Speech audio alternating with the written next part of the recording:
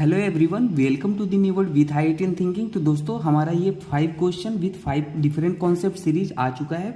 तो आज की सेशन में हम डिस्कस करने वाले हैं 5 क्वेश्चन करेंगे डिस्कस, और ये पांचों क्वेश्चन डिफरेंट कॉन्सेप्ट आपके सिखाएंगे। मेन मोटिव ये है कि आप कम समय में टू दी पॉइंट चीजें सीखो और एग्जाम ओरिएंटेड पॉइंट चीजें सीखो, क्योंकि ये सारे PYQ है। और इन क्वेश्चनों के थ्रू मेरा मोटिव ये है कि आपको कॉन्सेप्ट, ट्रिक, टेक्निक जो भी चीजें हो आपको सिखा दूं कम समय में। ठीक है, तो अगर किसी की बेसिक कमजोर है तो सबसे पहले बेसिक ऑर्गेनिक केमिस्ट्री पढ़े, फिर GOC पढ़े, फिर रिएक्शन मैकेनिज्म पढ़े, तो सारी चीजें समझ में आएंगी। लेकिन अगर आप एवरेज हो या जैसे भी हो, आपको ऑर्गेनिक केमिस्ट्री बेसिक पार्ट आता है, तो आपको ये सारी चीजें मैं ट्रिक टेक्निक के थ्रू समझा दूंगा। ठीक है, तो आइए आज का क्वेश्चन स्टार्ट करते हैं सेशन बिना टाइम को वेस्ट किए हुए। पहला क्वेश्चन पूछा था कि which are the following isomeric hydrocarbon is most acidic.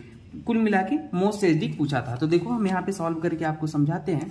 देखो, आपका एसिडिक कॉन्सेप्ट क्या होता है, आपने क्या पढ़ा है कि अगर आपके पास कोई कंपाउंड है HA, तो हम क्या करते हैं, उसका कंजुगेट बेस बनाते हैं। कैसे बनाते हैं, -H+ को निकाल दो तो कंजुगेट बेस बन जाएगा। यहाँ पे H+ निकल गया तो कार्बन आयन बना। यह एक तरह का कार्बन आयन है।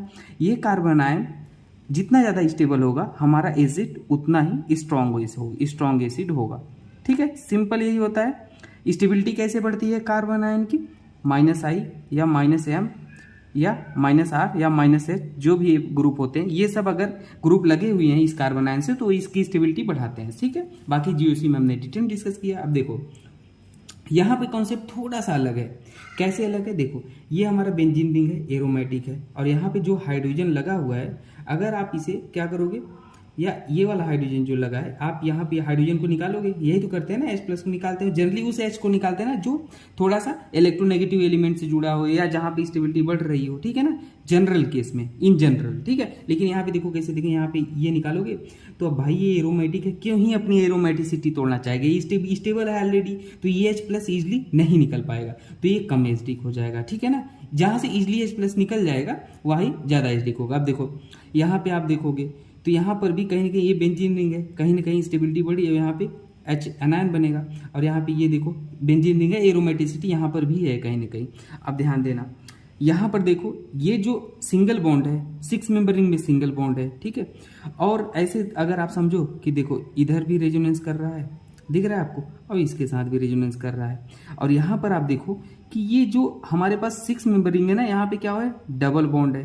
क्या दिख रहा है आपको, डबल बॉन्ड है, और यहाँ पर ये क्या है, सिंगल बॉन्ड है। तो लेकिन कहने का मतलब ये है हमारा, जो यहाँ पे हमारी बात है ना, ये अगर आप इस हाइड्रोजन को निकालोगे तो ये इजिली निकल पाएगा रेदर देन दिस वन, क्योंकि यहाँ पे आप देख रहे हो इधर से भी ऐसे हमारा पूरा ये रिंग में हमारा क्या हो रहा है, रेजोनेंस टाइप कर रहा है। ठीक है, और यहाँ पर हमारा ये वाला देख रहे हो ना आप, क्या कर रहा है, इधर जा रहा है। अब कोई कहेगा सर इधर भी जा रहा है, लेकिन एक चीज़ आप और नोटिस करना, यहाँ पे ये डबल बॉन्ड कंजुगेशन में है। तो कहने का मतलब है यहाँ से हमारा ये वाला मोस्ट एसिडिक हाइड्रोकार्बन को रखेगा। ठीक है, ये रहा। चलो अब दूसरे क्वेश्चन को सॉल्व करते हैं। ठीक है, ये क्वेश्चन था दूसरा वाला, यहाँ पे मैंने इसमें लिख दिया क्योंकि आपको समझाना है। देखो, ये कंसंट्रेटेड HNO3H2SO4 रिएक्शन हमारा एरोमेटिक इलेक्ट्रोफिलिक सब्स्टिट्यूशन रिएक्शन होता है। यहाँ से हमारा जो इलेक्ट्रोफाइल निकल के आता है वो क्या आता है, Na2+ आता है निकल के, ये बात याद रख लेना। ठीक है, अब क्या होता है, यहाँ पे बेंजीन रिंग है और बेंजीन पे कोई भी सब्स्टिट्यूएंट नहीं लगा है। अगर इलेक्ट्रॉन डोनेटिंग ग्रुप लगा होता तो इलेक्ट्रॉन डोनेटिंग ग्रुप आने वाले इलेक्ट्रोफाइल को आर्थो पैरा पे जोड़ता है, अगर इलेक्ट्रॉन विड्रॉइंग ग्रुप लगा होता तो मेटा पे जोड़ता है। तो यहाँ कोई ग्रुप नहीं लगा है, तो कहीं भी आप NO2 को लगा सकते हो। चलो NO2 को हमने यहाँ पे लगा दिया। दूसरे स्टेप में Cl2 FeCl3 लिया गया था, देख रहा है, FeCl3 हीट के साथ। तो यह एक इलेक्ट्रॉन विड्रॉइंग ग्रुप है, लग गया, और यहाँ से जो इलेक्ट्रोफाइल निकल के आएगा क्या आ जाएगा, Cl+ आ जाएगा। ठीक है, और Cl+ इलेक्ट्रोफाइल कहाँ पे जुड़ेगा, मेटा पे। इलेक्ट्रॉन विड्रॉइंग ग्रुप कहाँ पे जोड़ता है, मेटा पे डायरेक्ट करता है। तो यहाँ पे हमारा जो आने वाला क्लोरीन हो जाएगा, इलेक्ट्रोफाइल को कहाँ पे जोड़ देंगे, मेटा पे। अगले स्टेप में क्या गिवन था, H2PT गिवन था, जो कि रिड्यूस कर देगा किसको, इसको NH2 में। तो हमारा ये क्या बन जाएगा, NH2 में कन्वर्ट कर देता है। दिख रहा है आपको, देखो यहाँ पे लिख देता हूँ मैं, NH2 में कन्वर्ट कर देगा। अगले स्टेप में क्या गिवन था, NaNeNO2 HCl डाइजोनियम साल्ट बना देगा। ठीक है, मतलब इसको यहाँ पे यहीं पे डायरेक्ट बना देता हूँ, N2+ बना के लिविंग ग्रुप N2+ बन जाता है, NaNO2 HCl डालते हैं एनिलीन में तो NH2 और वो बाहर निकल जाता है, ठीक है। तो वहाँ कार्बोकैटायन बन जाएगा और जैसे ही कार्बोकैटायन बनेगा अगले स्टेप में देखो क्या गिवन है, Cu2 Br2 गिवन है। पहले स्टेप में ये था, दूसरे स्टेप में क्या गिवन था, Cu2 Br2 HBr गिवन था। तो हमारा ब्रोमीन आके जुड़ जाएगा वहाँ पे, जहाँ कार्बोकैटायन बना था यहाँ पे ब्रोमीन आके जुड़ जाएगा, ठीक है। और हमारा ये बन गया, ठीक है, कोई दिक्कत। तो ये हमारा रिएक्शन हो गया दूसरा वाला, दिख रहा है आपको, ठीक है। चलो अगला क्वेश्चन सॉल्व करते हैं। देखो अगला तीसरा वाला था, अच्छा क्वेश्चन है तीसरा वाला कि CH⋯CH था और क्या गिवन था Hg+2 H3O+ गिवन था 303 केल्विन पे। तो कुछ नहीं, यहाँ पे आप क्या कर दोगे, OH का एडिशन करवा दोगे।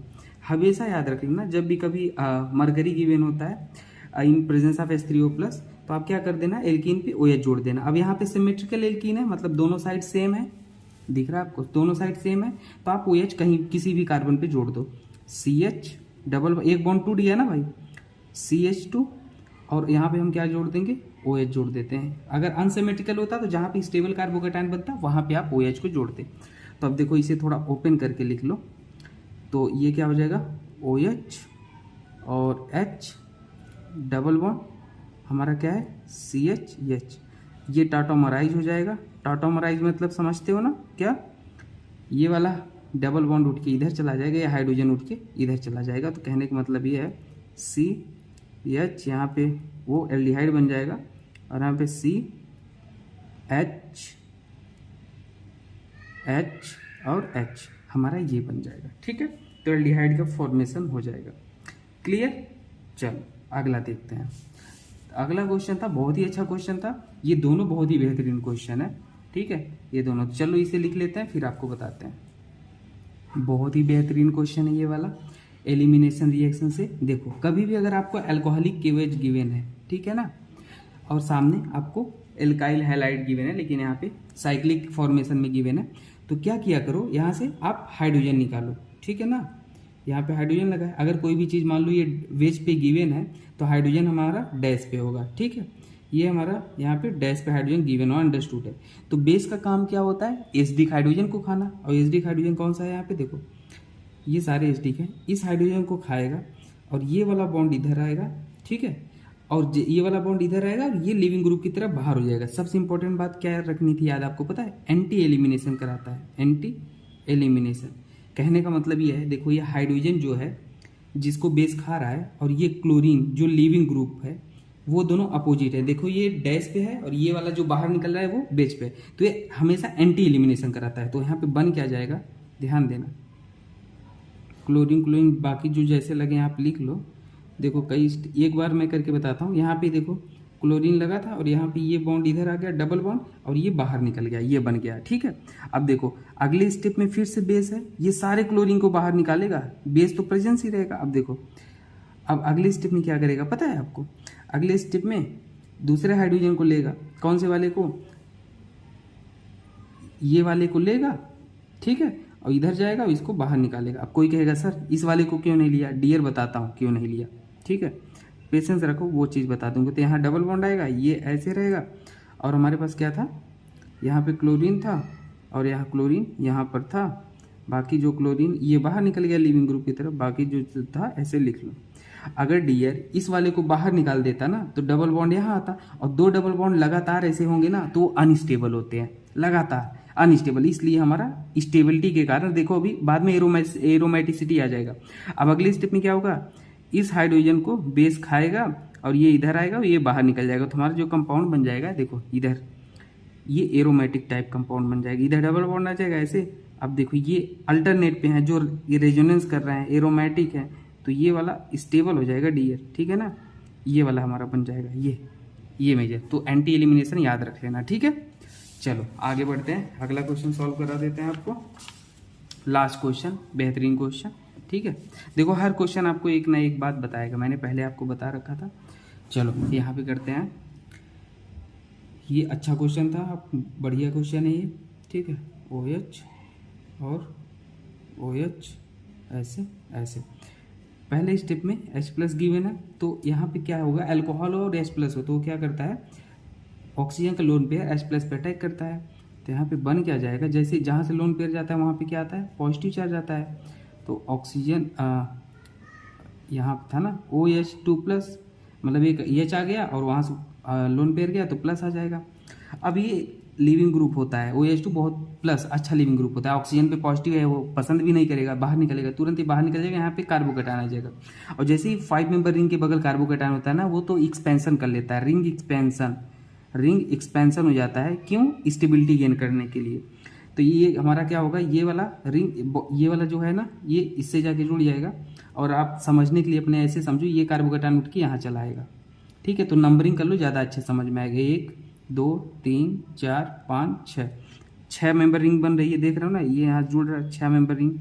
नंबरिंग कर लो 1 2 3 4 5 6। देखो एक पे हमारा एक मिथाइल ग्रुप लगा था, एक पे एक मिथाइल लगा लो, 2 पे कार्बोकैटायन आ गया, 2 पे कार्बोकैटायन, 3 4 पे डबल बॉन्ड लगा है, 4 पे डबल बॉन्ड वो लगा लो, बाकी 5 6 पे डबल बॉन्ड है, 5 6 पे डबल बॉन्ड लगा दो, लग गया, बन गया। अब देखो आपके पास क्या था, एसिड था ना, तो वहाँ पे एसिड में क्या हो जाएगा भाई, अब देखो यहाँ पे एलिमिनेशन हो जाएगा। एलिमिनेशन क्या क्यों होगा बताता हूँ। देखो होता क्या है डी, यहाँ पे आपके पास हाइड्रोजन था, यहाँ पे ये हाइड्रोजन आ जाएगा, तो यहाँ पे देखो क्या बन जाएगा, ध्यान देना, ये डबल बॉन्ड, ये ऐसे, ठीक है, और यहाँ पे ये। अब कोई कहेगा सर यहाँ पर भी तो था, यहाँ पर भी तो ला सकते थे, हाँ ला दो, कोई दिक्कत नहीं, लेकिन स्टेबिलिटी को देख के काम करते हैं ना हम। तो स्टेबिलिटी ये कंजुगेशन में होगा ना, यहाँ पे तो ज़्यादा स्टेबल होगा। आप देखो अब अगले स्टेप में क्या होगा, ये अगले स्टेप में ये डबल बॉन्ड उठ के इधर चला जाएगा, टॉटोमराइज हो जाएगा, ये हाइड्रोजन उठ के ऑक्सीजन के पास चला जाएगा, टॉटोमराइज हो जाएगा, ठीक है। तो देखो क्या होता है, ध्यान देना, ऐसे ऐसे, और यहाँ से OH और ये डबल बॉन्ड इधर। अब देखो एरोमेटिक हो गया, ये कहानी एरोमेटिक हो गया। तो कोई भी चीज़ एरोमेटिक बन रही है तो उससे स्टेबिलिटी क्या ही होगी, ज़्यादा। तो ये एरोमेटिक हो गया, बात समझ में। और एक चीज़ याद रखना, देखो यहाँ पर 2 पे हमारे पास एक मिथाइल भी था, दिख रहा है, 2 पे ये मिथाइल लगा है, 2 पे आप मिथाइल को लगा लो ऐसे, 2 पे हमारे पास क्या लगा है, मिथाइल लगा लो, तो यहाँ पे मिथाइल था, मिथाइल को भी लगा लिया, ठीक है। तो उम्मीद करते हैं आपको समझ में आया होगा। और बताना अगर ये इसमें वाले में अगर डाउट होगा ना, तो मैं इसके लिए अलग से वीडियो बना दूंगा, ठीक है ना, अगर आप कन्फ्यूज हुए होंगे तो, ठीक है। सिंपल कॉन्सेप्ट ये था कि पहले से जो स्टेबल है वो अपना H प्लस ईजिली नहीं दे पाएगा, तो एसिडिक नहीं होगा, और जो कम स्टेबल है वो H प्लस दे देगा। तो यही पूछा था कि मोस्ट एसिडिक आइसोमेरिक हाइड्रोकार्बन कौन है, तो ये वाला था, ठीक है। बाकी आपको बता देंगे अलग वीडियो में, ठीक है। Thank you.